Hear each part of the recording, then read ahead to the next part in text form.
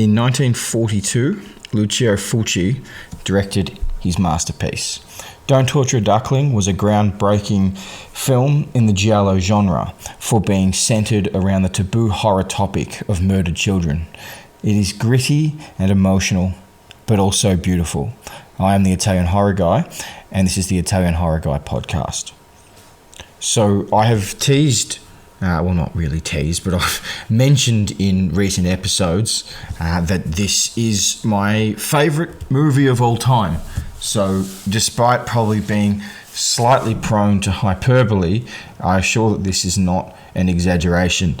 It is the film I tend to go back to all the time for the justification for why I am so obsessed. For a start with Mr. Fulci himself, obviously this is my third episode in this little series, but also the justification for the idea, whenever I need it, that there is a lot of heart and a lot of beauty that exists in the Italian horror genre, and you know, on the off occasion that such a thing needs to be defended.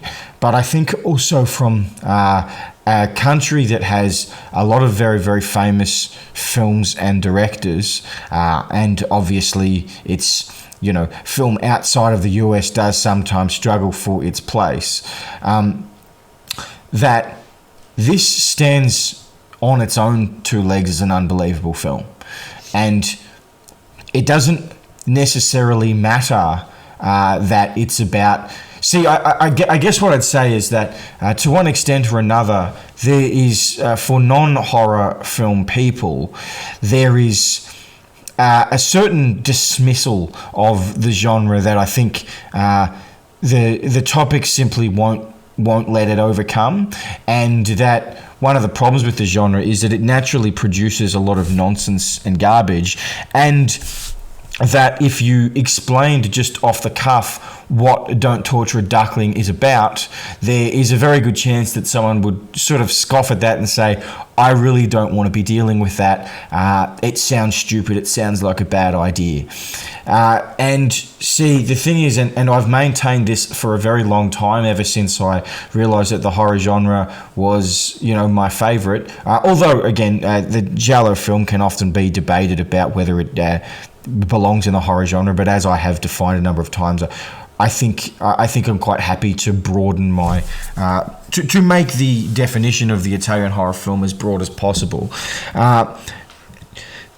Where I'm so often drawn to the genre is in the fact that by looking at the absolute worst capabilities of the human heart and the human soul, that the genre has an advantage over other films, that it's an expectation that you're dealing with a level of evil, a level of malevolence that you simply don't, that simply isn't an expectation in other genres, and therefore if you got it to the extent that you do in this genre, it would turn people off. And I think on top of that, where this film probably has a unique sort of, well, not unique, but where I think it's elevated in quality to a great extent, is that, with one very notable exception that I'll be going into, the nature of this film is not violence and horror for the sake of it. And whilst I say there is one strong exception, my actual opinion is that that's not an exception, but quite obviously the untrained eye would see it as an exception. Obviously I'm talking about the torture of Machara, the scene that does elevate this movie beyond all other movies I've ever seen, in my opinion. That's a scene that even before I understood this film, I understood that it was a pretty extraordinary moment in cinema. So I'll get to some of the... Well, look, I don't know how long this episode is going to be. There's a good chance I'm going to get bogged down with some of my discussions and analysis, but let's see how we go. So I think, actually, before I get specifically into the specifics of the film, I just want to make note of, and I've definitely referred to this in the last two podcasts. None of Lucio Fulci's characters, or almost none, are good. That is to say, just good. It's rather extraordinary to think that that by the end of the film, Martelli and specifically Patrizia are sort of the heroes, given what Patrizia does to Michele early in the film. That I'll obviously have to go into some detail of discussion on, because it's one of the more extraordinary things that's ever been put into a movie, to be perfectly honest. But I don't think Martelli is bad, and to be honest, he's the main moral compass, I would have thought, within the context of the film. Well, maybe not moral compass, but probably the person with the least flaws. But at the same time, I think there are moments in the film where characters are criticising each other, specifically the police chief guy sort of refers to reporters leaving people alone, and there is that extent to which Martelli is still a reporter just looking for a story. But I guess what I'm saying is his heart is probably in the right place to a greater extent than most other characters in this film. So straight off the bat, we get this beautiful long shot of rural southern Italy, but that sort of nagging, grainy, I guess violin type note, it's of just discomfort. Additionally to that, there's the there's a famous highway that goes through Europe, and I think it was relatively recent in these days. I can't remember what it's called, but it's a massive contrast to the scenery, and it sort of starts this theme off of the past and the present not really being able to mesh in this film. And the thing is, again, I think the film's critical of both the past and the present, right? I think a large part of this is an inability to modernise, but at the same time, the modernised are certainly not depicted in a positive way either in this film. But I actually believe Lucio Fulci himself described the road, the very elevated highway, as like a wound across the landscape, and I think that's just a beautiful description of it, right? That it doesn't belong there, and it sort of wrecks the scenery, and the way it's used at the back end of Machara's death scene really emphasizes what I'm saying. So I've watched this film many times, but the impact of Machara digging up what turns out to be her baby child skeleton is never ceases to haunt me more than the last time.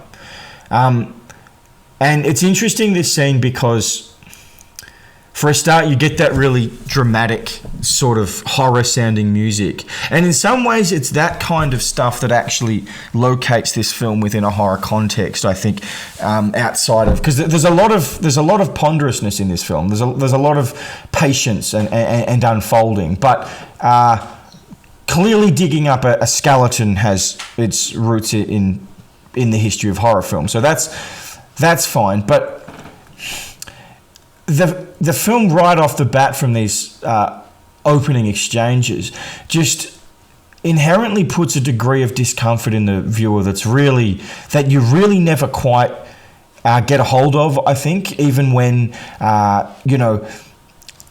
when we have a bit more of a grasp of what's going on. So that happens. It's really difficult to watch, and then the film immediately starts contextualizing children as little shits, basically. We see one of the boys, I guess, sort of kill a lizard with or a skeet or something like that with a slingshot, and then we get for a start, we see the bell tower pictured from below while it's ringing, and we have shots of the sound of it, and they're cut with different shots of the the very old looking little settlement or town that's sort of built into the mountains. It's a very beautiful town, but it's very old and quite obviously very poor. But the shots, the shot of the tower and the way that it is ringing, to me, I always read it as this sense, and I think it's quite deliberately put together like this, but this idea that the church has a bit of an ownership over this place, right? That it's steeped in tradition, and it's steeped in things that are outdated, and clearly these houses and stuff are very outdated. Then we go to the church, and honestly, just every scene at the start of this film is just so well put together. So, like some of the previous films in this podcast that I've talked about, there's a pretty not so subtle revelation, I think, that happens in this church scene. So all the boys are praying. I'll just indulge myself for the moment. I've got a big tattoo on my left forearm that depicts the shot of the boys peeking through his fingers, looking over at his mate. So they're whispering to each other. But in the background, in a couple of these shots, there's this. What would you call it? It's almost a Grim Reaper, right? This cloaked figure that's sort of, I guess, hanging on the wall, but it's a skeleton, and it's not particularly hidden. It's not sort of forefronted completely in the scene, but the film isn't making an attempt to hide. But I mean, this clearly gives a lot away. It for a start puts the church, because they're literally in church, as a threatening thing. It also suggests that the black-cladded people within the church, i.e. the priests, are not to be trusted, and maybe even to a symbolic reading also suggests that the priest is going to die by the end of the film. So it's uncomfortable. It's shot very well. It's grainy, and it feels very what would you say, almost claustrophobic. I think the boys are all sweating, and it looks like it was a very hot day, and yeah, it's just like we established straight off the bat with a number of these early scenes the kind of town that this is, and frankly the kind of movie that this is, right? It's, I think, very, very an intrinsic part of this film that it's set in a very rural and isolated place. Like, it's such an unbelievable contrast to Perversion Story and Lizard and Woman's Skin, where they're set in San Francisco and London, I believe. It's a different approach, and it's got to be said, I think for that reason, it has a not a unique but an uncommon place in the giallo genre, the sort of subgenre, if you like, of the rural giallo, which there aren't many, right? Most of them are located in sort of recognized big cities, often usually in Italy, and sometimes in the United States, or sometimes in England. But yeah, it's a different thing, I think, to what we're used to. So,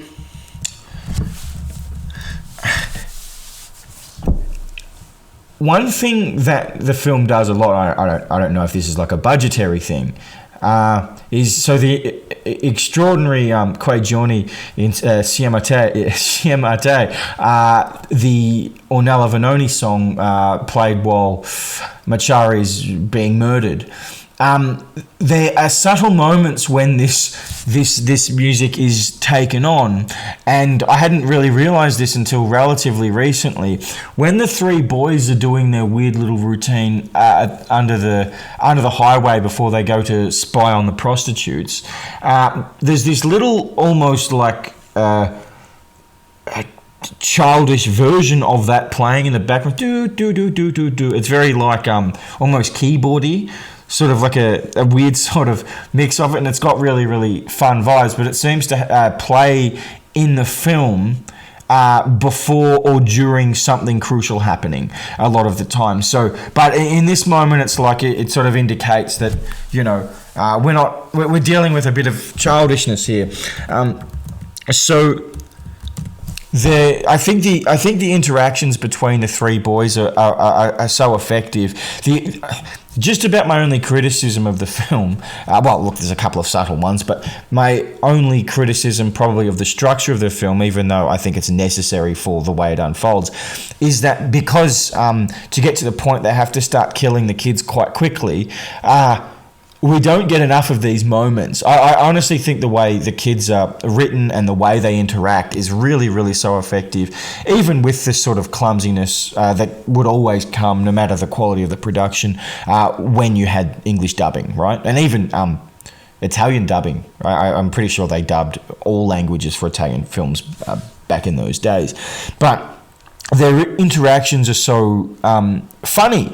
So there's two of them initially, and then the other one comes along, and they're smoking, but they're wearing this really weird outfit, like this really weird mixture of clothing where they sort of seem to be wearing shorts at the same time as they're wearing very adult clothing.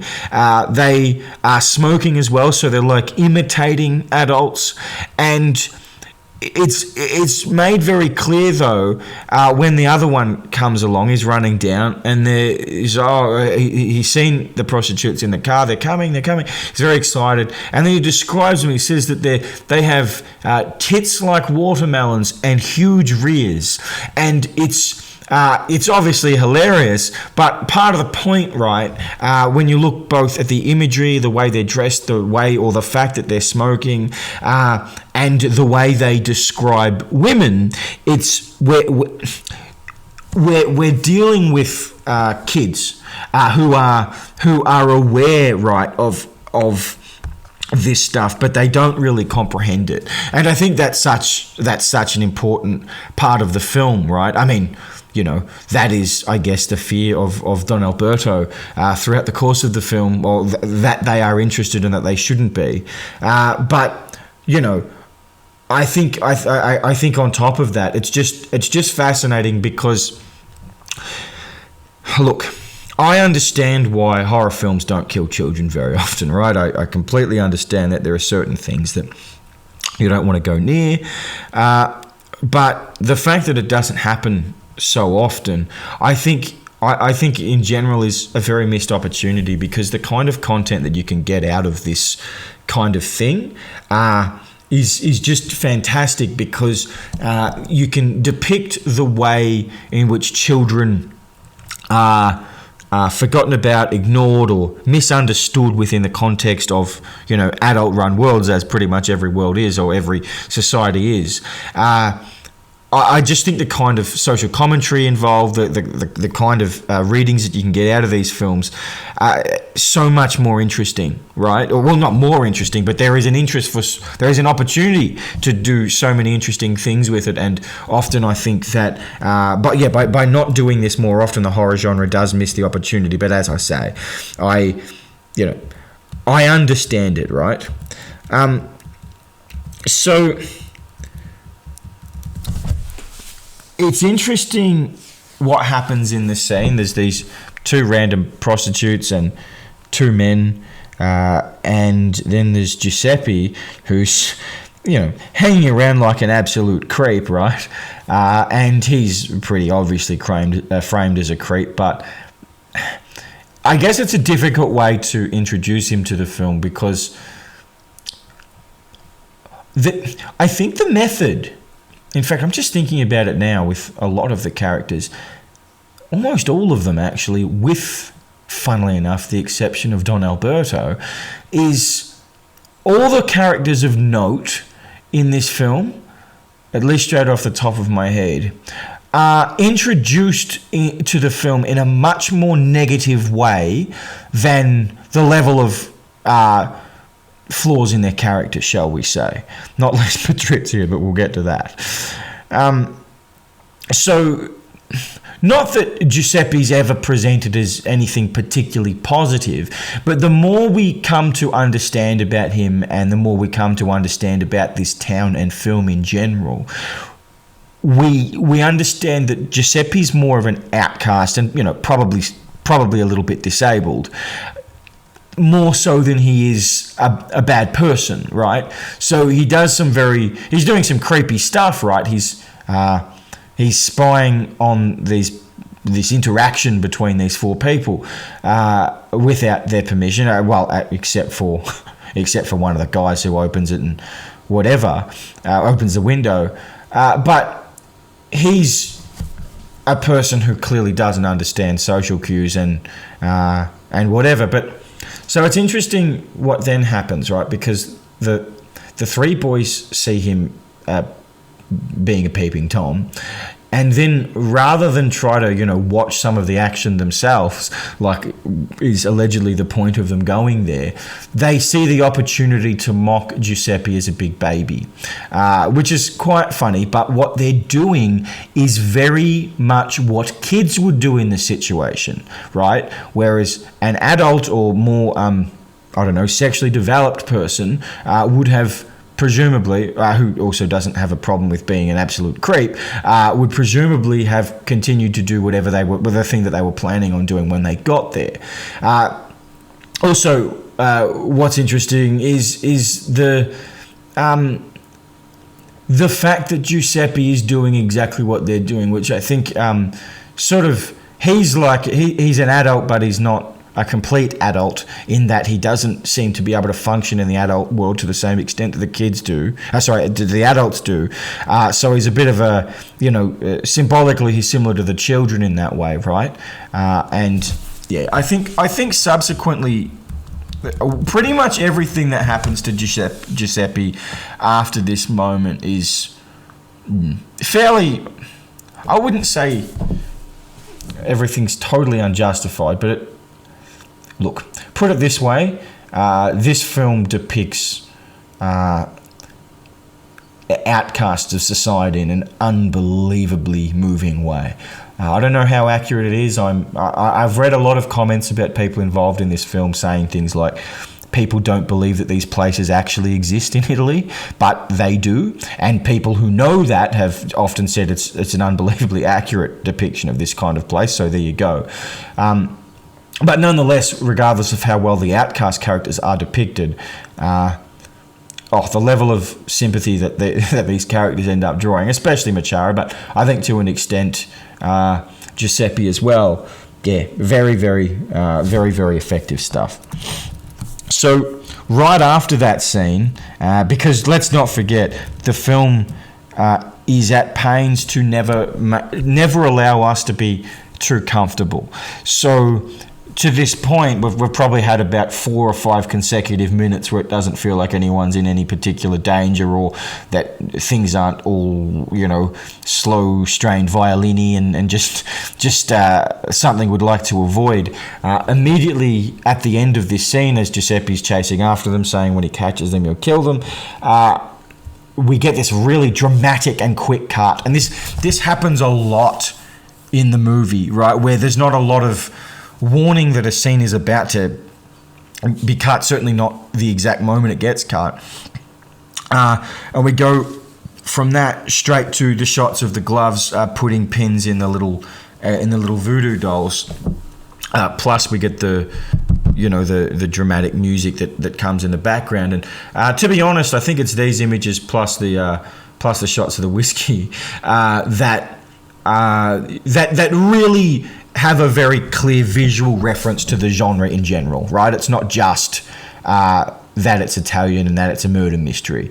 But it's interesting, right? Because being such a different film and like a rural giallo, it has more obvious differences than to the genre than a lot of films within it. But what's interesting is like the black gloves doing stuff, a very Argento thing, but it happens in a lot of non-Argento films as well, giallo films as well, is that a lot of the time that happening isn't actually that effectively written into the story.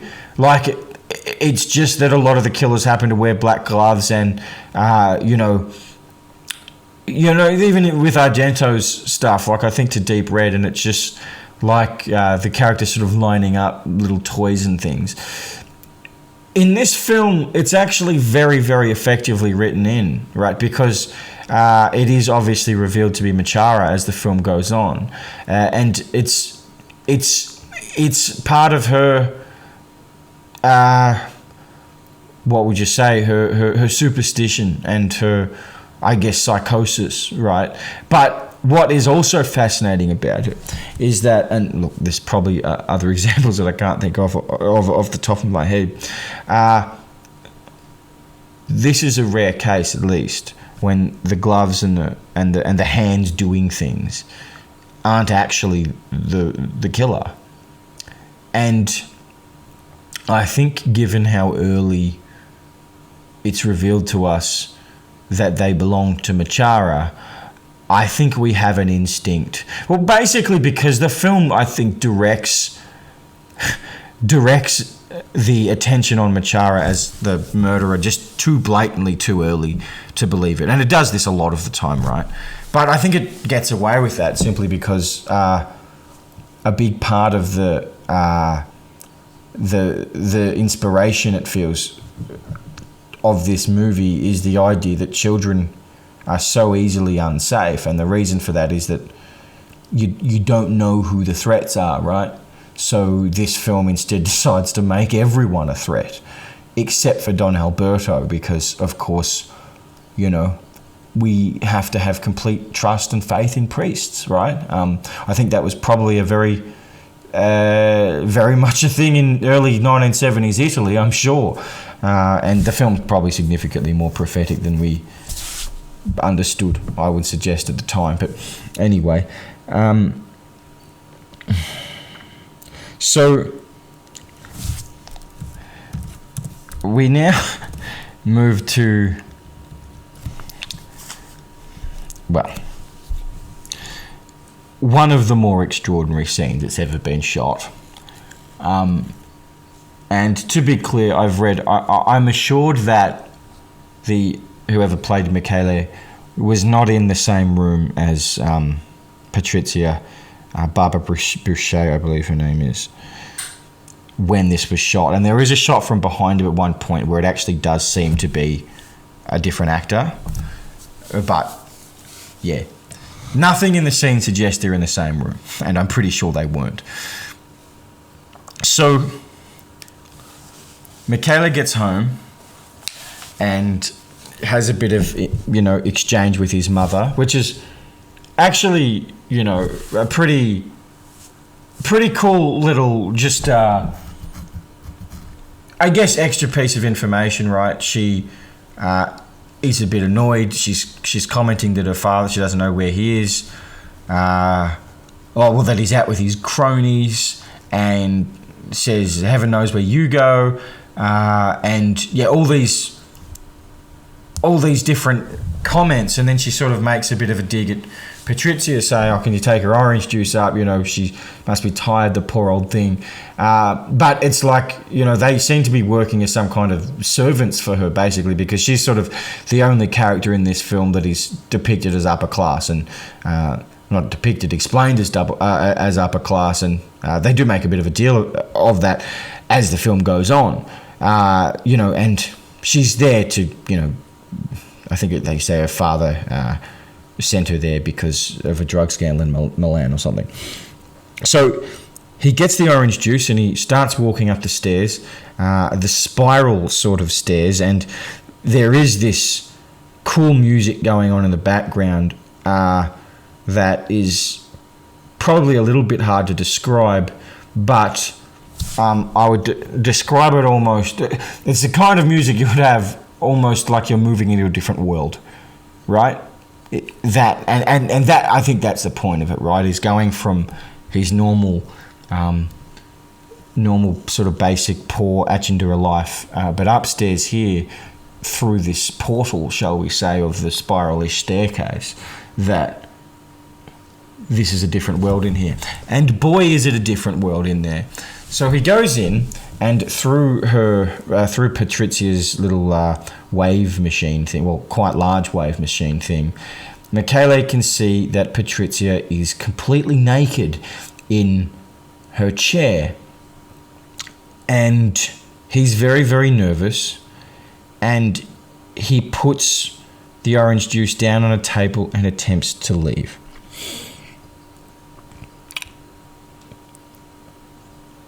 Patrizia hears this and says, to bring it to her. And he extremely slowly brings it to her, very, very nervous. And grabs the juice after he puts it down. And I really can't emphasize how long this takes. It's so bizarre. And she picks up the orange juice and pours or drops accidentally on purpose a little bit on her body, and asks Michele if he's upset seeing a nude female. He says no. She asks him how many girls he's slept with. He says lots, and she calls bullshit on him. And this goes on for quite a while until she asks if he wants to go to bed with her. He says yes. It's worth mentioning, I think, at this point, that throughout the exchange he's been very timid and just very timid. And then at that moment he says yes quite confidently, but and it's got to be said, his acting in this scene is sensational, right? But the expression on his face is like, oh my God, this is actually going to happen. And it's like, for a starter, obviously point out, it's utterly sick. He's like 12 and she's a fully grown woman, and I have no idea how they got away with putting this in a movie. But aside from that, that he encompasses all the, oh my God, this could happen, and why and trying to look like he's totally comfortable with it, even though I don't think he is. I'm also not convinced that it's necessarily the plan, although his mother eventually calls him away, and he's like, Mum, I'm coming, and she's like, go obey your mama, and she's genuinely disappointed, or she seems to be. And like, look, the thing about this, it's probably the one flaw of the film. I mean, some might say having this scene at all is a big flaw in the film. Look, this is a very controversial thing to say, but I'm so glad this scene exists. It's incomprehensible to me that it's done, and I mean, I shouldn't have to say this, but obviously sexually seducing 12-year-olds is a disgusting thing to do. But the actor was not in the room, I'm assured. I've read that that from the behind shot was played by like a very short adult, and as I say, I think the shot, it does appear that it is actually someone different. But if you're depicting a world where the adults are hostile to children, I mean, my God, what an effective way of doing it. But look, it's, and this is largely, I think, because of the music in the background. Now, by the way, I'm not suggesting this didn't happen, but there's a certain there's a certain dreamlike quality to this scene, right? That there's an extent to which this is like, here's how I would actually sum up what the scene is in a symbolic sense. It is the fantasy of the boys in the film that this would just happen. She's this woman who's glamorous, she's beautiful, she's rich, and she's naked, and she's just offering herself to them. Quite a ridiculous fantasy, but never to be accused of not taking things to the extreme. Fulci's like, oh, well, let's just put it in the movie as well. So look, again, clearly, actually, you know what? I'm sick of, I don't want to trip over my words saying all this. Everything that happens in horror films is bad, and I don't have to justify why killing the boys is bad because you just know that it's bad. I also don't have to explain why I agree that seducing 12-year-old boys is bad because obviously that's bad as well. So there we go. I've given all the disclaimers. Good. So right after this, I think it's in the very, very next scene, we see the first killing. And as I say, it's interesting, the murders in this film are not drawn out and clearly based on the previous scene, as in the murders of the kids, clearly as indicated by the previous scene and Machara's death and probably a couple of others, maybe even Don Alberto's death. When they're trying to make a point, this movie, they are quite happy to have lengthy scenes of spectacle, which makes me sort of acknowledge that the point, or realise, should I say, sorry, I just got them hiccups, that the point of the child murders is the theme of that, not the spectacle of it. We still see a couple of them, and one in particular, when little Mario gets murdered, that's a very shocking image, so we see Bruno is getting chased. That's scary. His dad, and it's at night. He seems to be in some kind of woods. His dad's yelling at the dog to shut up and stop barking. Then we see Bruno get whacked over the head, and he's gone. So the film does most of its heavy lifting in terms of how is this world being depicted as a hostile place for children, probably before the first murder happens, I think. So we see, we don't know any of the story of what's happened to Machara, but it's obviously a young child that has died. We see this place of repressed sexual tension, I suppose, as I say, obviously the Catholic Church hasn't always had the most comfortable relationship with sexuality. And which, by the way, goes well before all the revelations about what was happening in the last sort of decade or so and beyond. That's, just probably an intrinsic element of it. But we've had obviously the Patrizia scene. We've had the Grim Reaper type figure in the church, but we've also just had the very fact that the kids are aware of these prostitutes, and it's not a safe place for them. But yet we've seen them all sort of running around, right? It's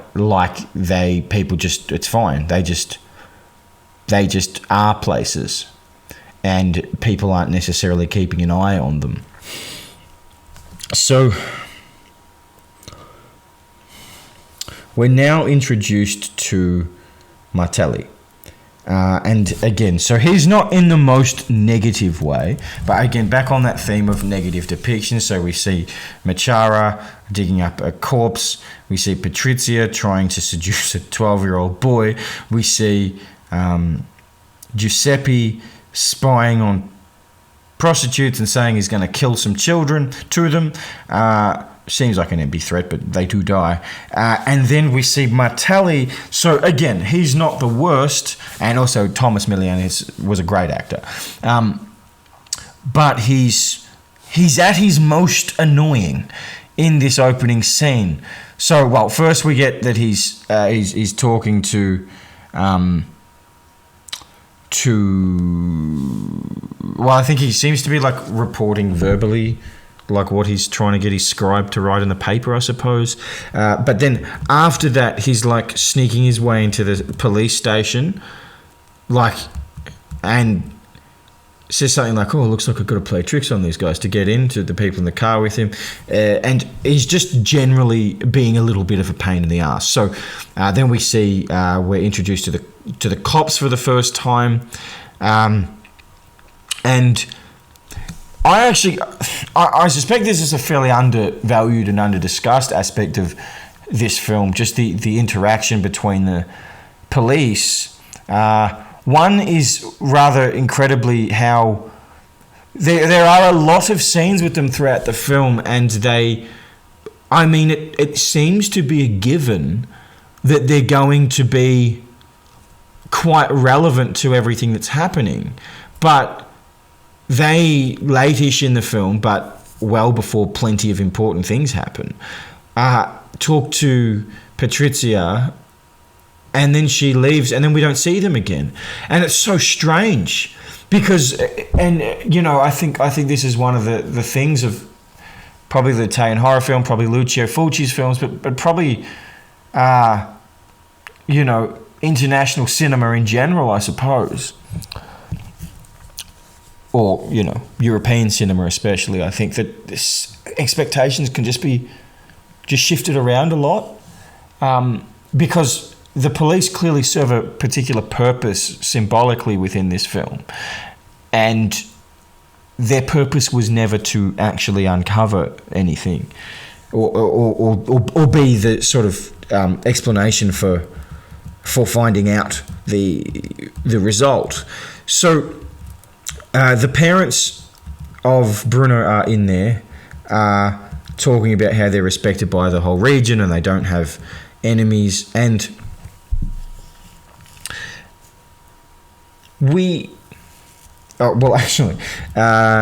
Martelli comes in at this point, and he sort of says that the killer sounds crazy and whatever, and then the police chief's all like, "Yes, you stipulate something which is very obvious.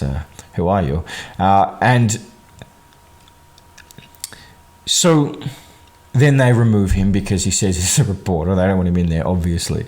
And then obviously the parents are upset. And I think it's probably a translation thing that it doesn't really work out that well. But he puts the police chief puts his hand on the shoulder of the mother. She's all, "Can you save him?" And he goes, "I'm not entirely sure that we can." And it's just got a very heartless sort of vibe to it, because he doesn't say it as if he's saying it to the mother. He says it as if he's saying it to one of his colleagues behind closed doors. But see, again, I think clearly it's depicted that the police make mistakes in this movie, but I don't think they're necessarily even attempting to be presented as incompetent, because they are really up against it.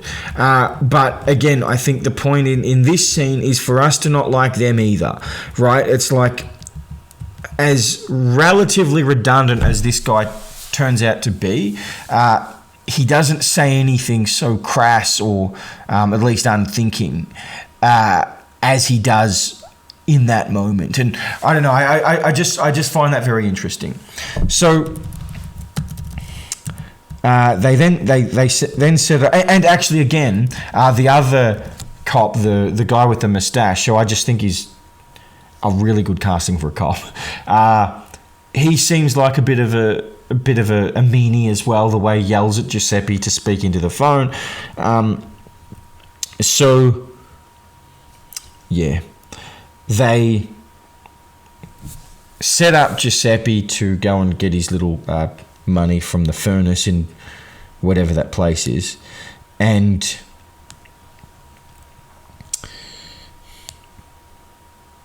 actually, should I say, I've just got that slightly out of order. Giuseppe, they already had him, or the furnace thing, I should say, happens before the cop with the moustache is mean to him. So the discovery of the body, and look, largely again because of the dubbing, but also probably just the performance. Initially, the actor who plays Giuseppe doesn't seem like a particularly good actor. But honestly, I think throughout the last couple of scenes that he's in, I think he plays it very, very well. He's got very effective eyes, very emotive eyes. And I think the way he plays it when he knows they're about to find Bruno's body, the way he's sort of looking over there, it's unbelievably effective. And then obviously that happens and they hurl him into the car, and it's all very, he's saying, I didn't, he was already dead. I just buried him. And then we have Martelli talking to the police, trying to say what he said, and in the background we see Don Alberto, like just a spectre, right? He's just in the background there leading his little congregation of children. So I just find it interesting that he's there before the camera really focuses on him, like a looming threat, right? Then it cuts to his face, and we then have the Ornella Vanoni music, but the very orchestral version, very slow, and you get the shots of his face, and then it cuts to Michele and a couple of the other boys, and it's like this is hard stuff to watch, right? These little boys obviously seeing that their friend has been killed. Don Alberto does his thing. He leans down and blesses him, I suppose. I don't know what that is. Giving him his last rites or something. I don't know. And it's just very, very powerful, right? So,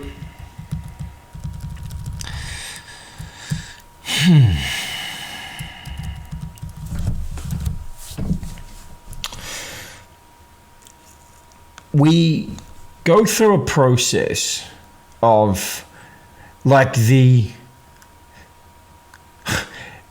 accused characters, they sort of, as in accused by the film. Yes, the characters in it, but the film accuses them to us before they're properly accused within it, right? So we know about Giuseppe saying he'll kill the children before anyone relevant does, right?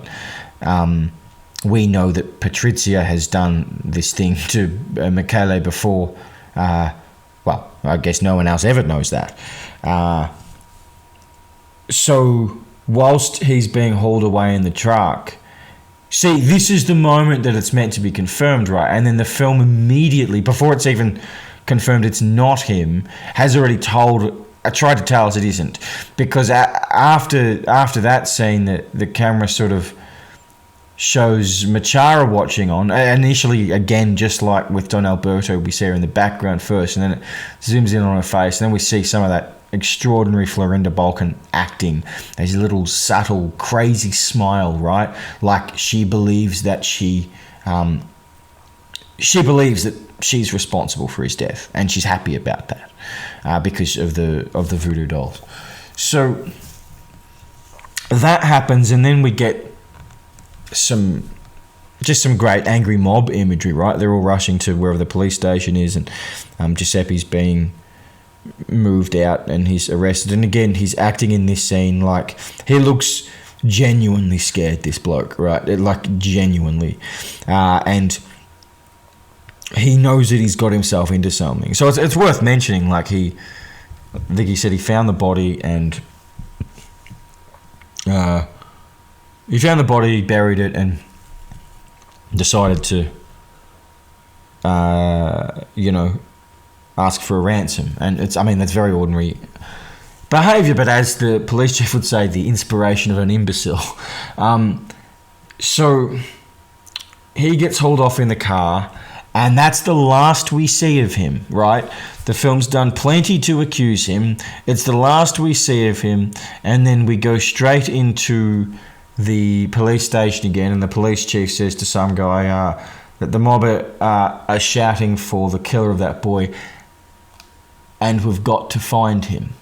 And it's like, just like that, we've hauled the killer away, and then it's like, nah, but it's not him. So the film tells us straight away, and then they have a little debate about that. But they're pretty clear that it wasn't him, and I think the film isn't trying to be ambiguous about that in any way anymore. So that sort of is the end of that section of the film.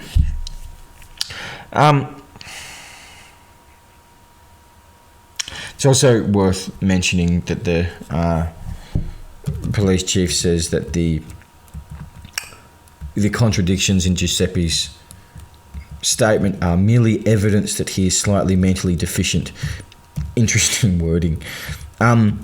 Also, an interesting point from this meeting is that they confirm that the boy wasn't molested this time either. Now, there are some modern day readings of this film that I've read that really want to insist on the pedophile angle, and I understand it, like I really do. And if you wanted to depict that in a film, basically ever, but especially an Italian film in 1972, the best way to do it would be to do it symbolically, because trying to get away with making a film about that would have been basically impossible. However, I am very confident that reading actually undermines a large point of the film, right? And because the point of Don Alberto is that he understands what the kids are going through. And there's no sort of commentary about homosexuality in this film. Don Alberto sees himself as a slightly older version of them, right? So my reading is that his motivation is to kill the boys specifically to stop them from having these horrible thoughts. And I think I get so frustrated with the pedophile reading because I think, as extraordinary as it is that there's a film criticising the Catholic Church made in Italy in 1972, especially to the extent that it criticises it, it is just that. It's a criticism of the Catholic Church. It's not It's not trying to uncover, I think, some kind of secrets. It's not trying.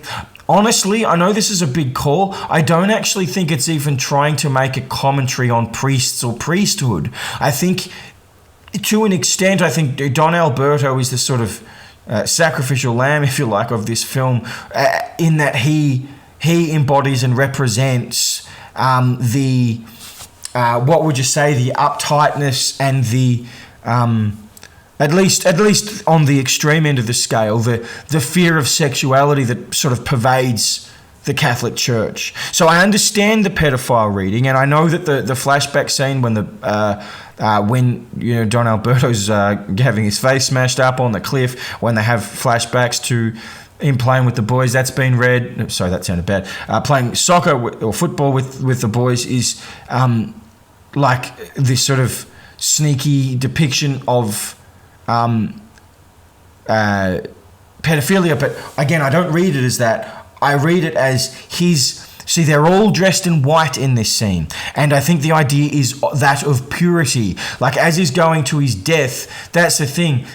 He actually, it's like it's a victory for him, right? It's like the ones that I've killed, I've stopped them going to hell.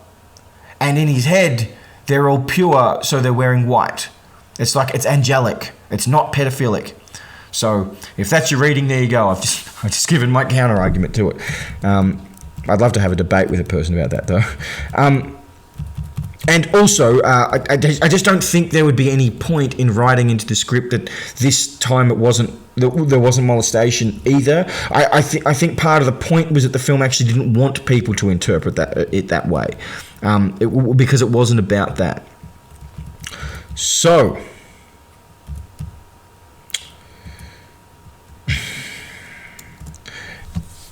we move into the next phase of the film, right? And I think this is when Martelli begins to come into his own. The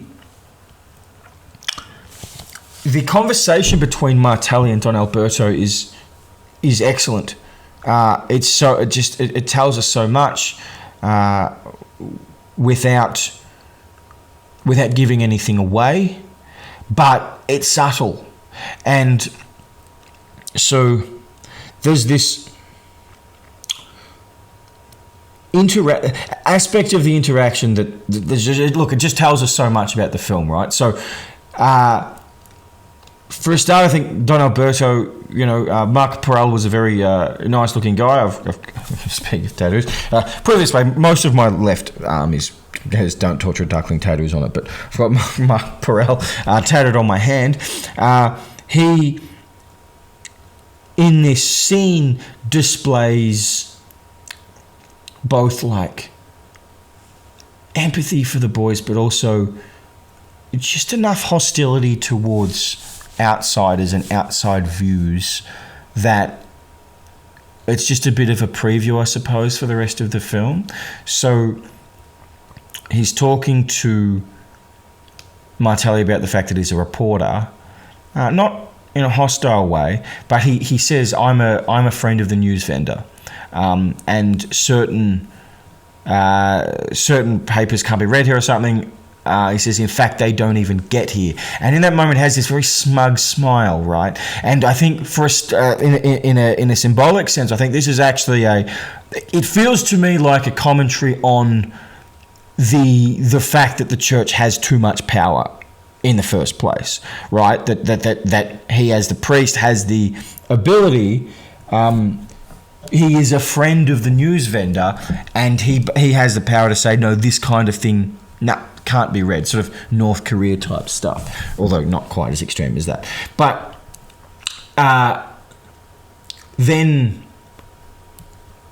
the thing is, he fluctuates, Don Alberto, between having this sense of control and then lack of control, sort of like the idea of controlling your sexual urges. So he says that it's... so Martelli says, isn't that a form of censorship? And... sorry, not in such an accusatory way. But Don Alberto says yes, with a bit of a smile, very happy about that. But then he sort of loses a bit of confidence and says, do you think I'm wrong? And Martelli says, no. But what can you do about something like that? And then he points to Patrizia, who's 10, 20 metres away, in her red dress, looking, like Barbara Boucher looked in 1972 if she was wearing a red dress. I think it's red anyway, I'm colourblind, red or orange or something. But looking absolutely stunning. And as this happens, he also says, so I'm getting into a bit of tedious analysis here, but I think it's important. And I actually think it might be just before this has happened.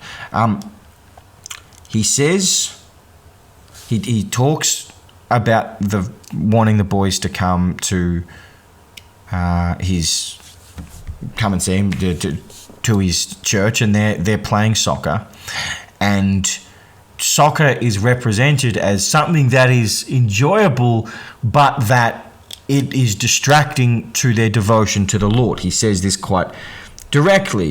He says, they like. I think he says they like coming to church, but they like soccer a lot more. Right? Okay. So soccer in this way can be depicted as something that distracts you from your godly duties, just like women, naked women, and sexuality. Okay, so then Don Alberto says, do you want to know my secret? I play soccer too. I'm an excellent centre forward, he says. So what that's saying, symbolically, it's linking him to the kids, that he has the same difficulty in not being led astray from the Lord. So this is, in a very subtle way, telling you the motivation for the killer, right? He's not just killing the children for the fun of it. He's killing them because they will be led astray by women, and he needs to save their souls. So when he... And it's so brilliant the way the scene unfolds when Patrizia comes over, because she notices Don Alberto, and she has this smile on her face, and she comes over and very directly asks if, what do they say in Rome, or whatever, can you get married yet? And he goes, mm-mm, like he doesn't respond. In fact, I'm just thinking about it now, his response is the same as Mario later in the film, where when she asks him to change a tyre or something, he goes quiet and nervous and goes, mm-mm.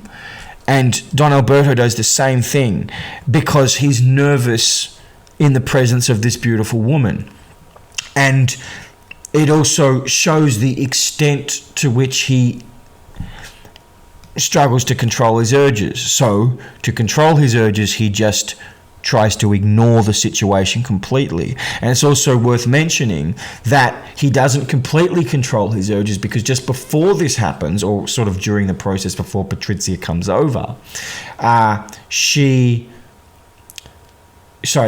Martelli offers him a cigarette, which is also a temptation, also has sort of phallic insinuations, and he says no, and then Martelli says, oh, just do it, type thing, and he says, okay, and he has it. But so it shows that he can give in to temptation, but then we see just how much control this Patrizia, but symbolically she represents sexuality, and sometimes doesn't just represent it. I think she sort of points at the cigarette and says no, or something like that, and he just puts it out because she's got complete control over him, right? So then after that brief exchange, she disappears, and he immediately accuses her to Martelli of saying, in fact, it's only since she arrived that funny things have been happening. Now, I actually thinking about it now, that this goes beyond just a lie and an accusatory one. I actually think that there's an extent to which he believes this, but the greater truth behind the film is that is true, right? Or at least the philosophy, or the part of the philosophy that is problematic, or that they are depicting as problematic, is that the problem is the existence of sexuality. So it is the problem no matter what, right? So in his head, funny things have been started to happen, because she is this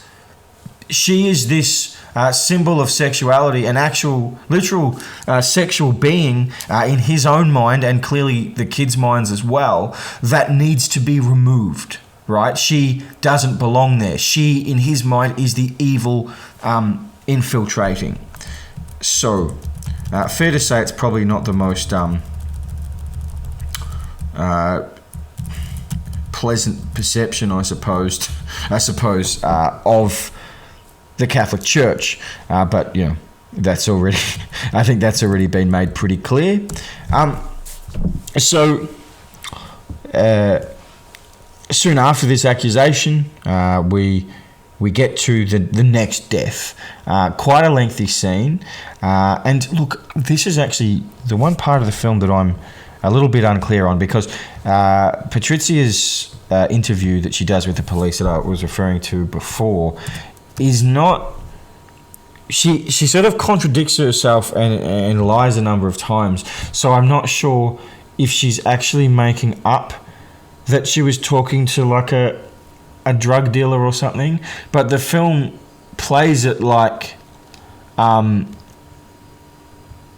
she's talking to Michele, but it also shoots it in a way that he deliberately doesn't confirm that it's Michele that she's talking to.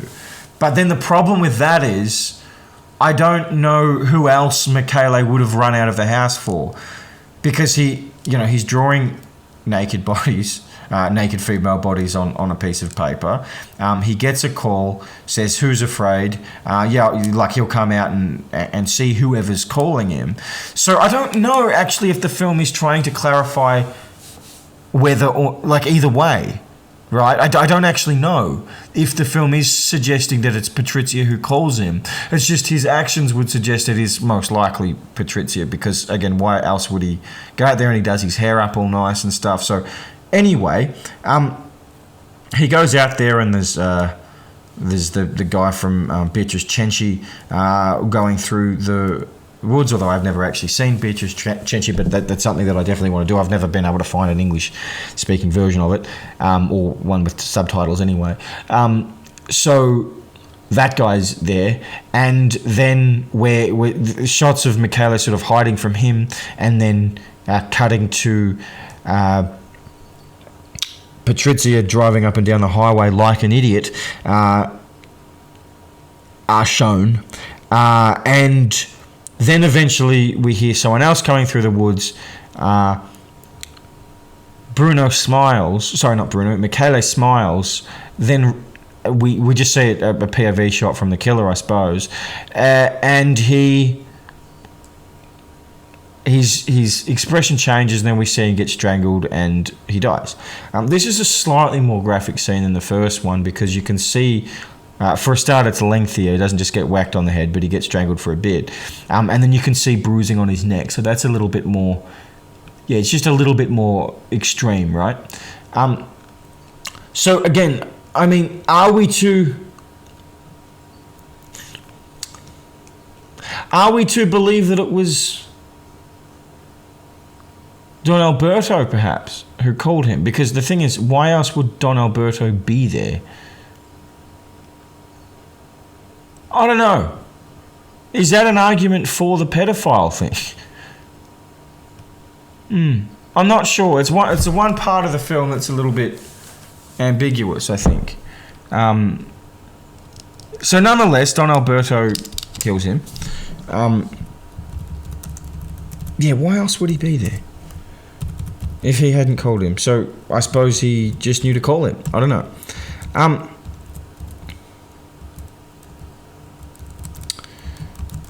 Then we have...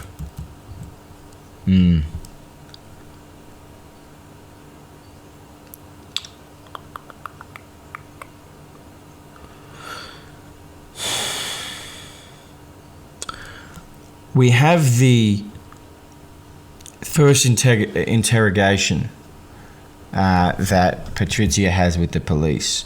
She explains that she used to take drugs and that she drove up and down the highway, and this sort of explains, because there's a couple shots with her like with this sort of crazy look on her face, that the film is trying to insinuate, obviously, is she's about to kill the child, right? But it's her just sort of having withdrawals, not having had any drugs for a while. But, it's her first sort of meeting. That's fine.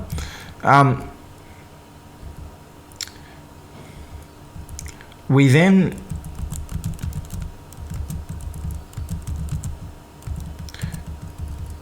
It must be said, actually, I've completely missed the scene where the old woman found the body. So, main probably criticism of this film in a production sense is obviously Don Alberto falling down the cliff and this body in the trough. Because it just doesn't... It looks a bit ridiculous for a start with his mouth wide open. But also the body doesn't look much like the actor. It looks a little bit like him, but not enough. But anyway, I'll move on from that.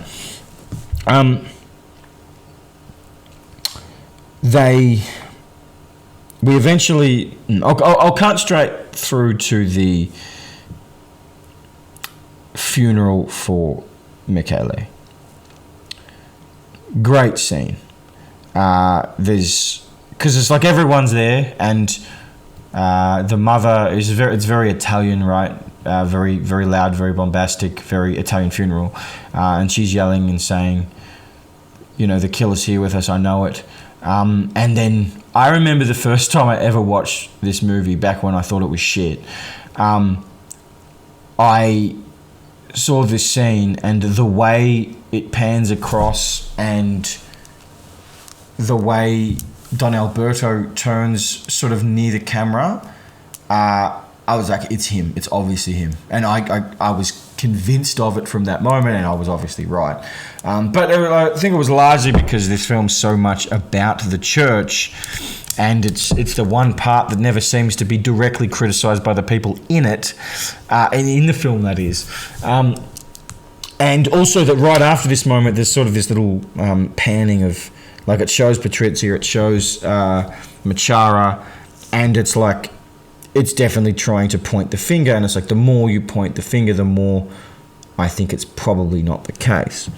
But nonetheless, I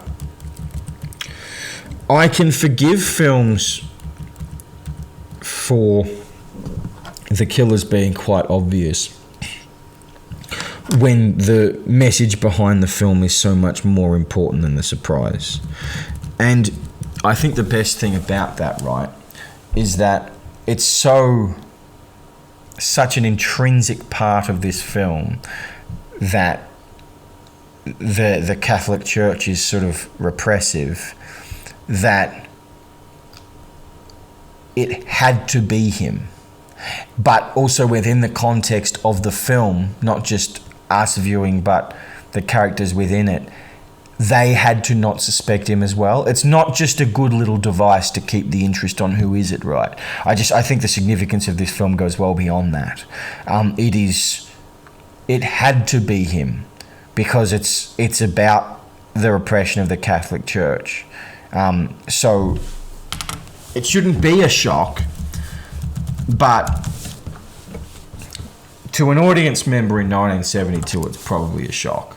I think it's worth mentioning that Fulci got pretty well blacklisted for a little while as a result of this film, right? I don't know. I'm pretty sure there's a lot of places that didn't want to, like cinemas and stuff, that didn't want a bar of it.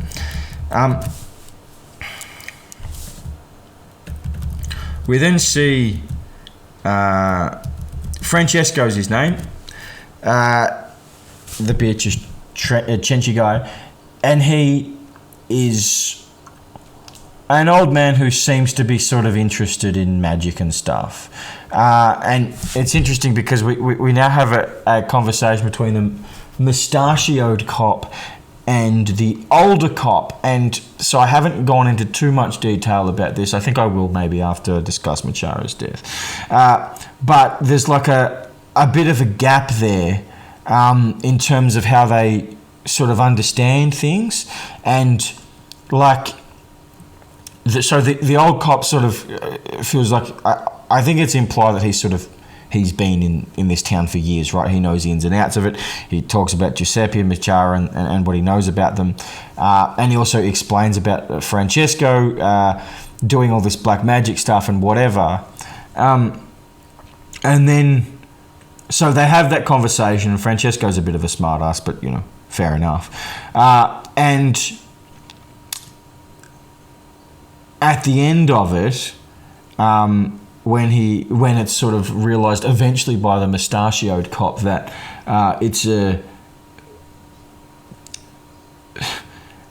he's just sort of messing with us, and he says, he's messing with us, he ought to be arrested, and the older cop's just like, yeah, sure, if you want to start a revolution in Achendura. And it's sort of like there's a certain naivety to this guy, like as in the younger one, and I think it sort of gives the impression that he's come from somewhere else, or even that he's like an inexperienced cop. Whereas the older cop is more experienced but has less authority, as we'll get into. So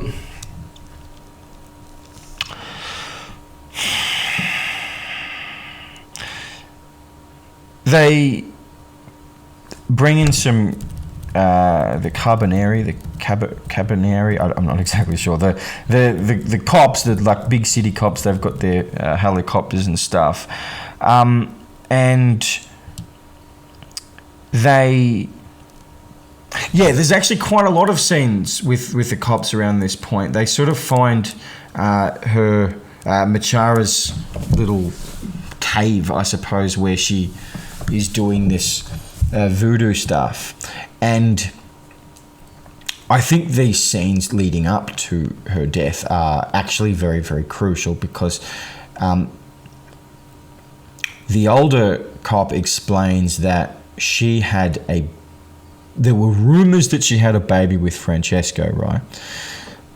And see, so much of the stuff that happens in this film is very subtle, and I think it's, to understand it properly, you have to watch it a lot of times.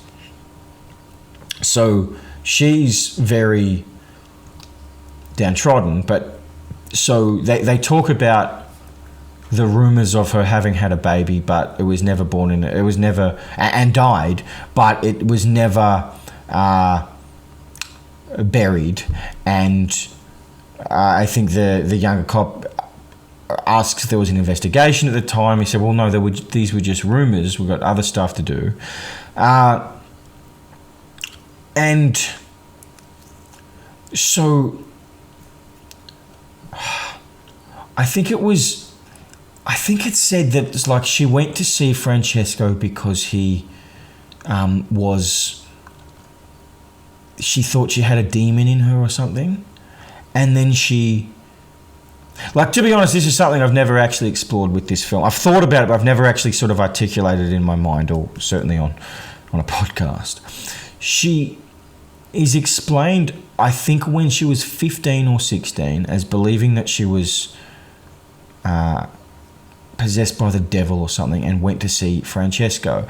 And the rumors were that she got pregnant, right? And they were only rumors, as the older cop explains, but that if there was a baby, she'd got rid of it, and that it was a child of the devil, as she actually ends up explaining later. Now, this is so important because if you actually read between the lines here, what's happened is Francesco's raped her and got her pregnant, and it was a child of the devil because it was conceived out of wedlock. Now, the film doesn't make this stuff clear, and because of the amount of emotion purely in her death scene, and that we haven't had a lot of time to actually digest this information, I don't think it attempts to really give you a hell of a lot of time to think about it. But see, and I'm beginning to get emotional thinking about it. It's going to be very hard to talk about her death scene. But she's unwell. She's been abused. That's the story of it. And that's the subtle genius, I think, of this film. That's like, she's an outcast. She's a witch. She's crazy. But that's not what it is. It's that she's been severely abused. And I think this is part of the genius of Fulci, that I think people would, and indeed the writers, and Florinda Balkan's acting, to be honest, that I think there's an unbelievable heart there that simply just watching this film without a critical eye, you don't necessarily notice. It's quite obvious the film is trying to make you feel sympathy for Machara, but her only actual crime is having aborted her baby, not realizing that, because she's been given false information. Likely, who knows, likely very much under the pressure of Francesco. But on top of that, it's such a different light that it puts the start of the film in. Because she's not just this crazy person that realizes that is digging up this baby, but it's she never got to love him or her, right? She never got, and that's the problem. So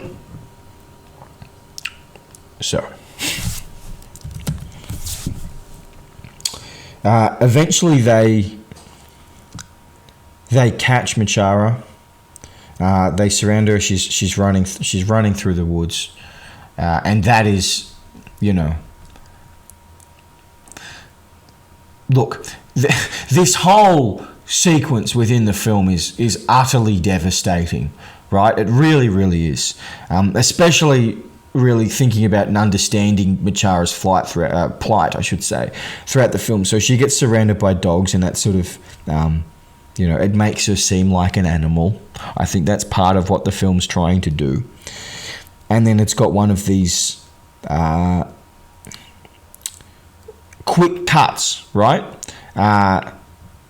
From that to, there might be a shot of an angry mob, but when it cuts to, no, she's surrounded, and it cuts to her in the police station saying, "I murdered them," with this sort of almost controlled insanity, and then it cuts to the angry mob, and then she explains that she murdered them. So that's a lengthy scene, and then there's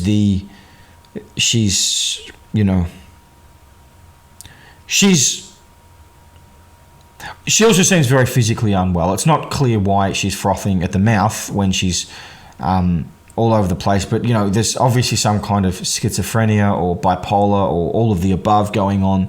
She's not a very well person. She's been abused, and people who purport to love her, i.e. Francesco, it's like I don't think he's ever had her best interests at heart, but also because she is an outsider, she becomes more of an outsider. People don't understand her, right? So says they asked for it, blah blah blah, and she loses her mind a little bit, and then when she comes to, they seem to have given her some kind of truth serum, but regardless of that, I think that the purpose of these next quotes after she wakes up is that she's calmed down, so the cops basically believe what she's saying, right? She says, she explains how she put them to death, which has nothing to do. So I didn't strangle them. I put them to death another way. And then she explains the voodoo stuff, and it's quite clear that,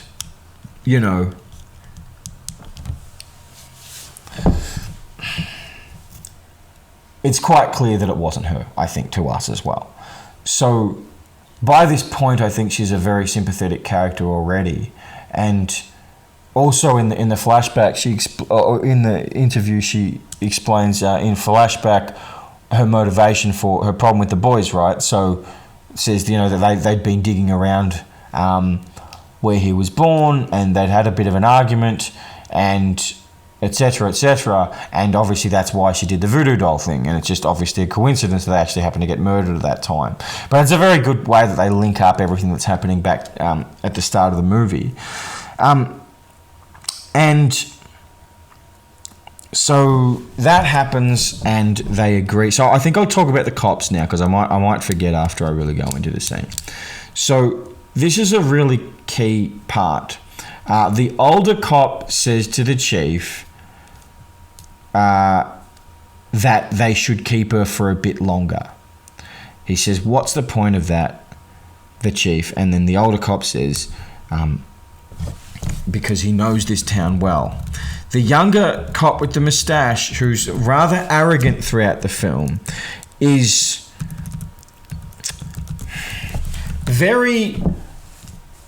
a little bit too confident, and it's like they're very, very by the book. And see, what I like about it is the way that a lot of the time it feels like the cops are interacting in a very effective way, but in actual fact they're undermining themselves by their different skill sets. They're not taking on each other's information, right? So the chief makes the final decision. So he says, because he's the chief, release her in the morning, right? And the older cop knows this is the wrong thing to do. And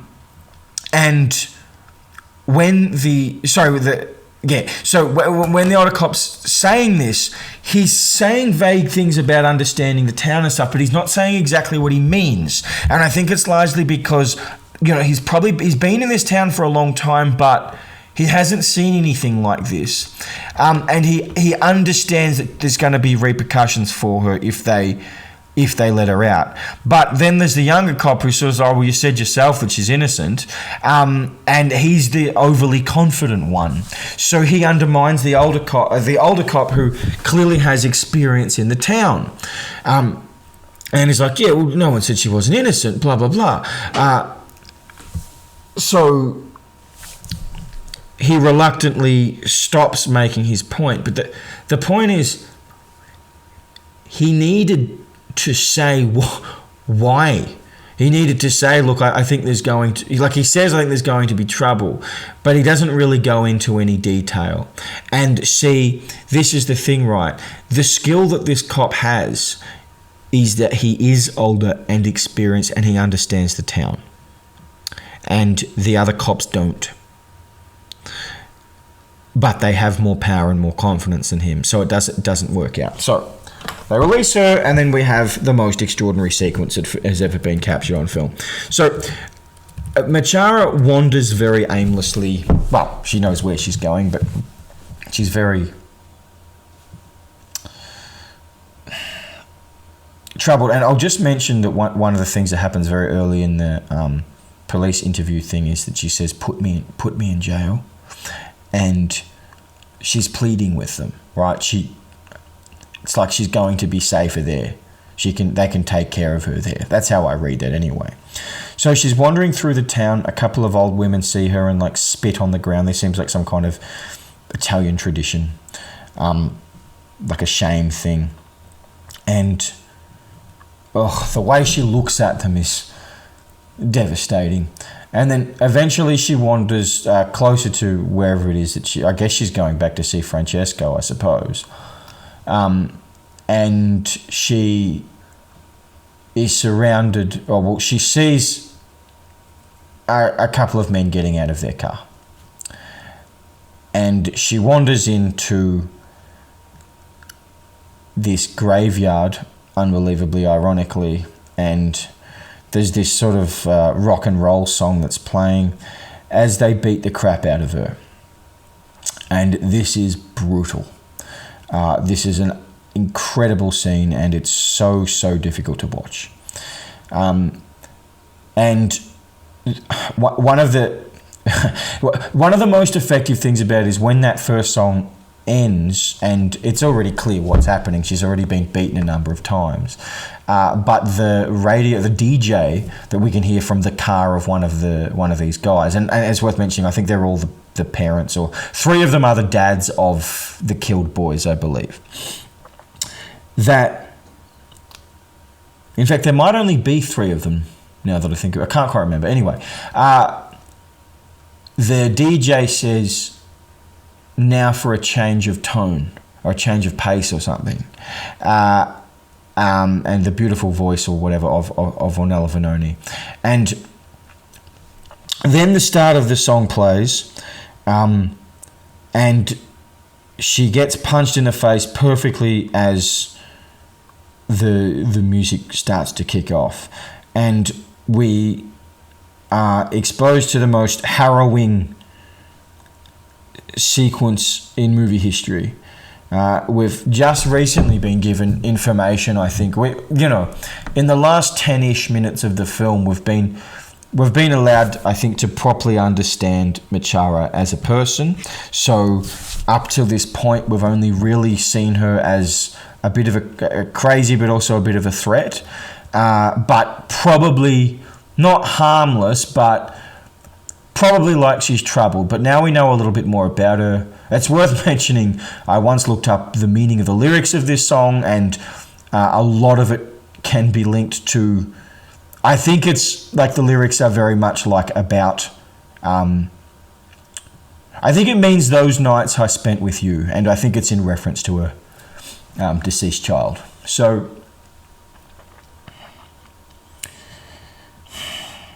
as this scene unfolds, and a really critical person might not appreciate the effects of like the chain whipping and stuff. I personally think that they're unbelievable. I know they're over the top, but they need to be over the top, right? Because as I said, the film isn't about the film isn't about the spectacle of the children being killed. I think Don't Torture Duckling is such an unbelievable title because aside from, I think, the fact that they had actually wanted to call it Don't Torture Donald Duck but hadn't been able to get permission from Disney or whatever,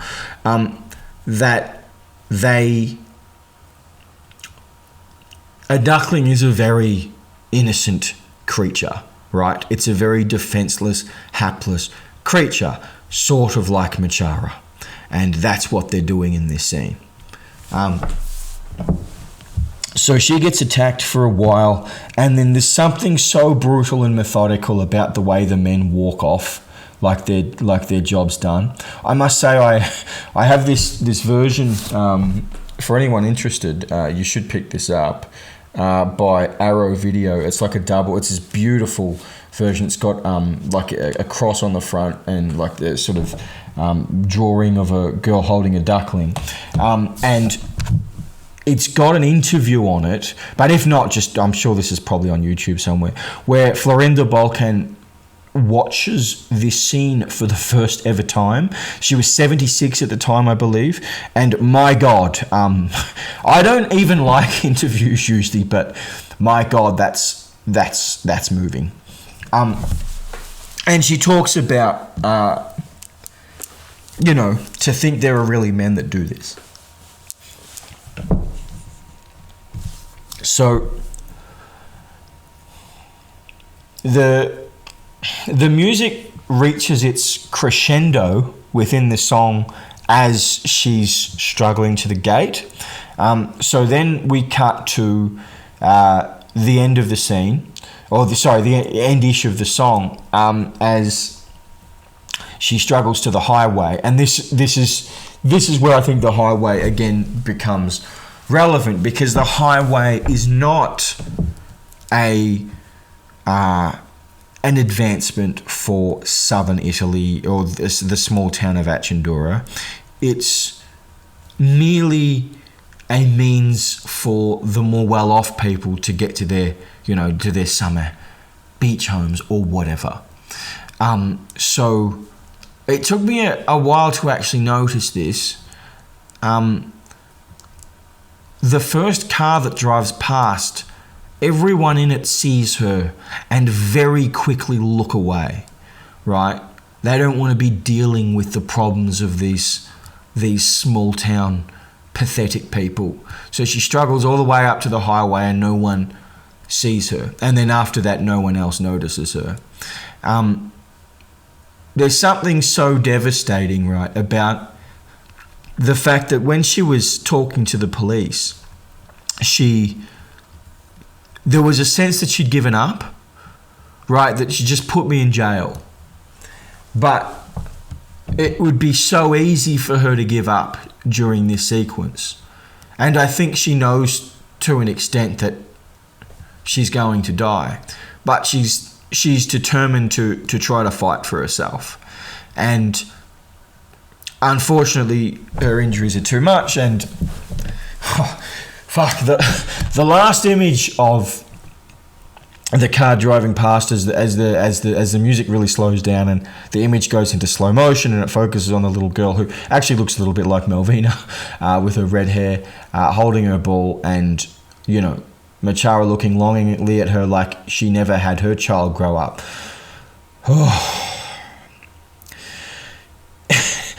It's a lot. It's a hell of a scene. So I'll do my best to gather myself now. That was quite cathartic for me to work through. I hope that made for some decent podcasting. I'm not sure. So anyway, she passes away, and then it's actually worth mentioning just to dehumanize the whole thing a little bit more. the camera, after the music stopped and we see cars driving past, has it just dwells on her body, like sort of the side of her face anyway, for about 5 seconds longer than you'd expect it to. So I think the best way to put it is that Fulci wanted us to suffer watching this film, watching this scene, and boy did he succeed. So then we have the great quote from the chief when they've shown up, and he says that it's a horrible crime bred out of ignorance and superstition. That might actually be my title for the episode. And it's like, again, we see this guy's been largely ineffectual, or sort of effectual, right? Like he said, he realised it wasn't Giuseppe, and he's let Machara out, but he hasn't listened to the older chief. But he's got some, as the older cop, but he's got some grasp of what's going on, and he understands the problems of the town now, but he didn't seem to previously, right? So, I think I've sufficiently gathered myself. Now the film, I would say it's almost like sort of final act stuff, or third act stuff, I should say, after this point, I suppose.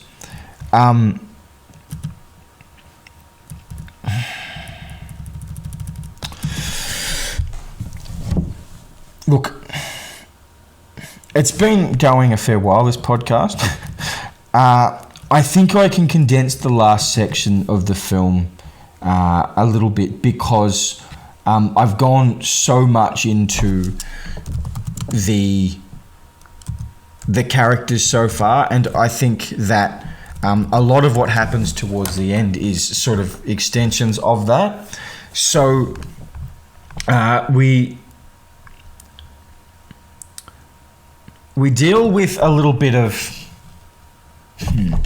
let me just consult where I want to where exactly I want to go with this.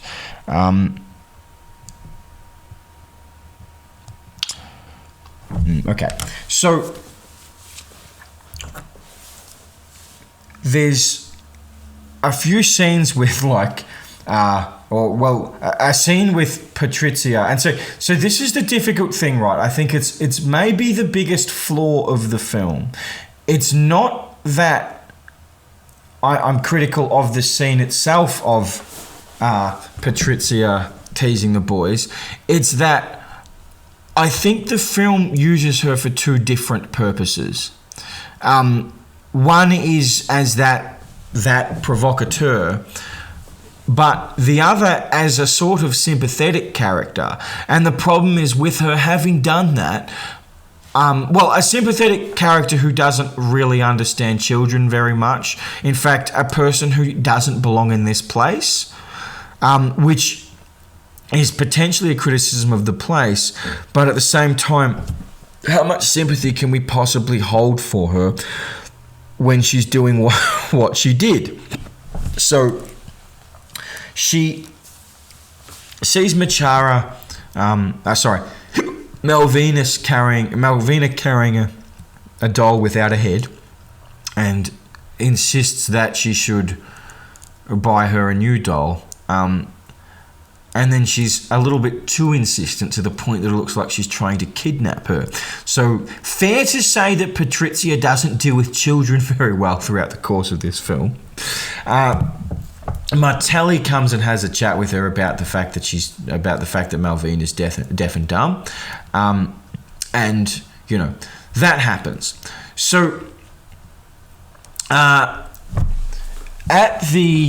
back at the church yard, I suppose, when the boys are playing soccer, Don Alberto has a chat to the boys. Sees that one of the boys is upset because it's the boy who's just been convincing Mario to not go and see the prostitutes. We get the first genuine glimpse into Don Alberto's psychopathy at this point, because he's the boy who was with Mario says that Mario thinks the killer's not dead, and then he grabs the boy by the scruff of the neck and says, the killer's dead. How stupid can you be? But then it's like the boy clarified that he didn't even think that the killer was dead. So he just loses a bit of control. So nonetheless, that happens, and he's got to go. He's got to go and stop Mario, right? So he gets on his bike and off he goes. Mario is walking around now whistling the Ornella Vanoni song, which is quite humorous because it infiltrates the actual parts of the film, or the actual interior of the film, shall we say.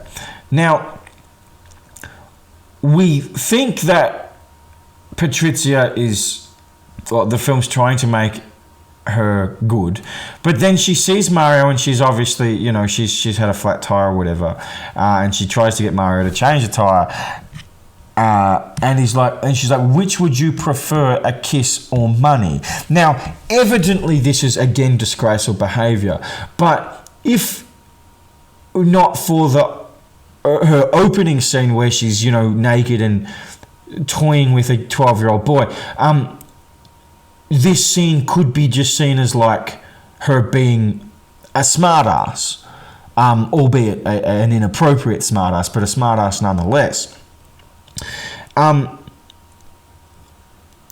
The cut from which would you prefer, a kiss or money, to, and again I've talked about the dramatic cuts, like to something a little bit unexpected. Now, it's not a surprise to us, I don't think, that Mario dies, but that shot is extraordinary. It cuts straight to his dead body lying flat in a river or in a creek. And you can see the contusion on the back of his head. And something more subtle, you can see his slingshot next to him, and the way he's lying with his arms out in the water, he looks like a slingshot, and it's like this just absolute destruction of childhood, right? I guess it's hard to explain exactly what I mean there, but I think you understand, right? That's as I've said, there's some unbelievable images in the film, but that still shot-ish of Mario lying face first in that creek, that's absolutely brutal, right? And the thing is, I think we're used to devastating things by now, but we've seen Machara go through a lot of bad stuff, and we know that kids die, so we know that torturous things happen and kids dying happens in this film, but I still don't think we're exactly ready for that image. So anyway, there's the police show up, and the police chief has a bit of a dig at Martelli about not leaving the poor priest alone. He finds Patrizia's sort of golden lighter, realises it must be hers, and then goes and has a chat to her. So it's so interesting this, right? Because Martelli doesn't know the extent of what Patrizia does in her free time, but throughout the course of the film to this point, you sort of feel like they've had some kind of interaction, but nothing amazing, I suppose. But I guess this is when they begin to get to know each other, but Martelli seems to still think it might be her, but without actually really, really thinking it's her. So he sort of says, I gave it a thought about turning it into the police, but, why? Because it was found right near a kid dying, blah, blah, blah, or a dead kid. But like, it's weird, this interaction, and this is the most giallo interaction like scene in the film, I think, as in feels most like a normal giallo film, because clearly Barbara Boucher is that, but then there's like these ambiguous scenes between actual adult men and women. It's also got the class, right? It's like this is the only house in the whole movie that has that upper class feeling, and a lot of giallo films are more like that, right? These sort of fancy, mysterious, attractive women. This is the only scene where that really happens, and they also have this is a particular brand of whiskey, I think. I can't think what it is, but that's sort of sitting there on the table while this scene's happening. So this is the most giallo feeling scene in the movie. She has another chat to the police. That she gives some seemingly contradictory information, but anyway, she meets back up with Martelli, and they work out based on a picture from that Martelli has actually helped publish in the paper, that there's the head of a Donald Duck doll, and it's made him realise, that's like the headless dolls that Malvina blah blah blah. So yeah, this part of the like investigation is like it's fine, I suppose, but you know, the copying, seeing the dolls being squeezed, like, okay, fair enough, I suppose. It's not necessarily that unbelievably interesting, but it's fine. So they go and see the priest and his family, and I haven't actually mentioned his mother, played by Irene Pappas, who I believe was quite a high-profile actress, and she does a great but smallish job in role in this film, but it is pretty great. So yeah, I can probably skip through most of this because I don't have anything individually really to say about it, other than I think that it's not made very clear when she discovers that Don Alberto's the killer. Anyway, so they have all that exchange of going back and forth, and then getting a call from Don Alberto saying that she's taken that the mother's taken the girl, as in Malvina, and then they follow them up to the top of the hill, and we get to the final crescendo. So after beating his mother over the head, Don Alberto carries Malvina up and towards a cliff and is about to throw her off. Now, usually the device of someone saying something in their head is a very sort of cheap device to explain things to the audience without being able to put it in. But, and I know I can have a lot of excuses for this film because I love it, but there's a certain requirement. Now, it obviously does explain everything to us, which is good, but I think it's also necessary to happen to this way because there's no one else that he's going to explain it to, and he is psychotic. So it actually makes sense because he's got these unbelievable delusions of grandeur, does Don Alberto, that he's genuinely saving their souls. So it actually sort of makes sense as he's about to kill Malvina that he's thinking about saving their souls, right? Although this is the thing, and I think it's a subtle aspect of the film, but it doesn't want us to think that within Don Alberto's logic that he is consistent, because it doesn't really make sense that he's killing Malvina at all, because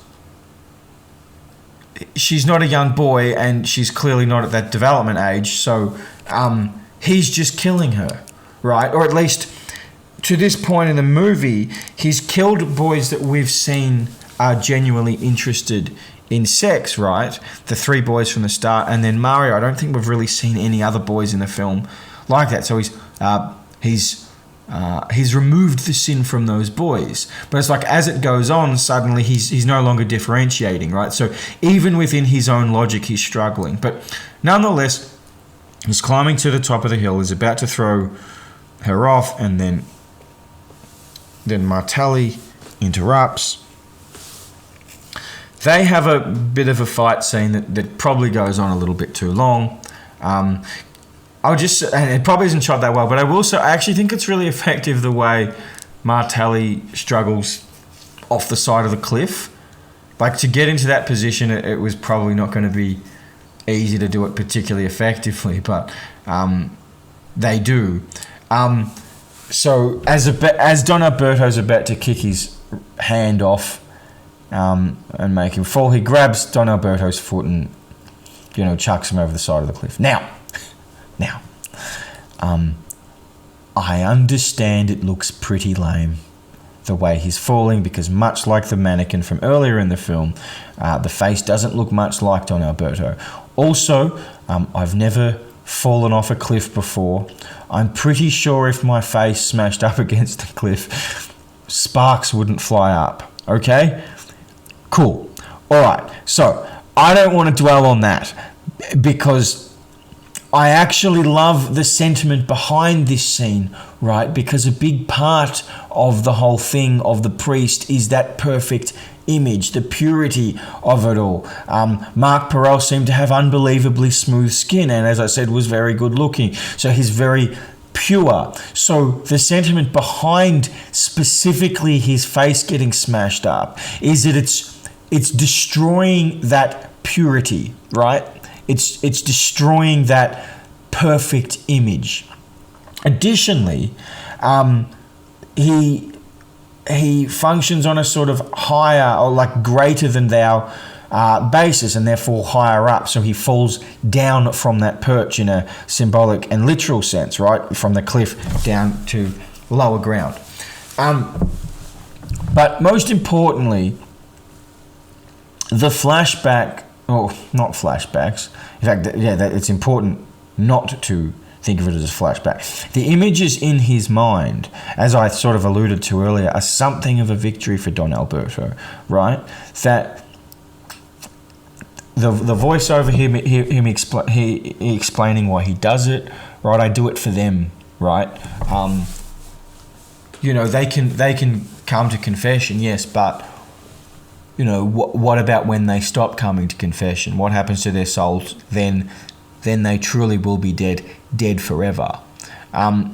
It's such powerful stuff. And again, I'll just sort of re-emphasize, while this is happening, there's this very slow sort of slow motion little soccer game happening, but now they're all clad in white, and just everything that's happened is very clean. There's a header, there's a volley, and it's all just perfect. Everything's being executed properly, and it's this perfect little image, right? This is how he sees them, and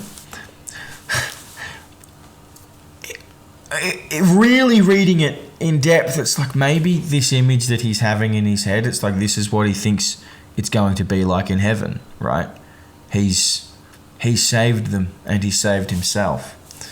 So it's very, very psychotic. It's very, very brilliant. But and look, I'm pretty clear on why Catholics wouldn't have liked this film, or at the very least wouldn't have liked the message. I don't think that I could change any Catholic's mind on that. But specifically at that time, the message behind the film is nonetheless very important. It's obviously a specific dig at the Catholic Church, but it's also a specific dig at dogmatic ways of thinking in general, right? As I said, everyone in this film is highly flawed, every single character. Is Martelli making things good? I mean, even Patrizia criticizes him, like with his sensationalist papers. the older women in this film, we don't really deal with much of, but they're so stuck in their ways. They spit on the ground when Machara walks past. Machara herself, again, likely because of the abuse, but nonetheless, it seems, killed her baby. Or aborted him, which is obviously a very anti-Catholic thing. That's not made clear, actually. Patrizia, aside from her dealings with Michaela, she's got drug problems. She's got she seems to feel like that she's above everyone in this town. The police, you sort of feel largely like their heart and their aims are in the right place, but they're unable to interact with each other because they're all different sort of types of people, right? The older guy, he should be able to utilize his understanding of this town. The chief should be able to use his power and leadership to sort of coordinate people better. The younger cop should be able to be less arrogant, basically, because he seems like the most skilled cop out of all of them. But these different characters, these different types, they don't mesh, right? The highway doesn't mesh. But as is the case in most of Fulci's films, no one's good, nothing works, and if you can survive, good luck to you. But they're very, very negative depictions on humanity. I don't necessarily think that means he was exclusively a cynic, but he did certainly take some very cynical views. And that sort of concludes my analysis of what is, in my opinion, the greatest film ever made, Don't Torture a Duckling. Slight change of pace. Well, not really, but we'll move away from Fulci. As I said, I'm doing these in threes, and earlier today I decided to do the next 3 episodes on Umberto Lenzi films. I'm pretty sure that I've settled, because it's very nicely wrapped up, settled on his 3 cannibal films. And I know I've done some zombie and cannibal related content. I'm going to do a very, very deep dive and make an exhaustive list of upcoming films for probably well into this year, over the next few days, I think, or at least next few weeks. But it will be in groups of 3, probably directors and genre type things. But next week I'm going to delve into The Man from Deep River, or The Man from the Deep River. It seems to have about 50 different titles, which was actually the sort of godfather of the cannibal film by Umberto Lenzi in 1972. And unlike most cannibal films, this is a genuinely good movie. In fact, unlike the subsequent 2 cannibal films that Lenzi did that weren't such good movies, that I'll be doing in the preceding weeks. The preceding weeks, is that right? No, it might be right. I've said a lot of words, and it's very late. And yeah, so this has been a long one. I've enjoyed it. I hope you have too. Please join me next week for the first of the 3 Lenzi films. And yeah, I hope I've given you something to think about, because I know I've given myself plenty to think about. So thanks very much, guys.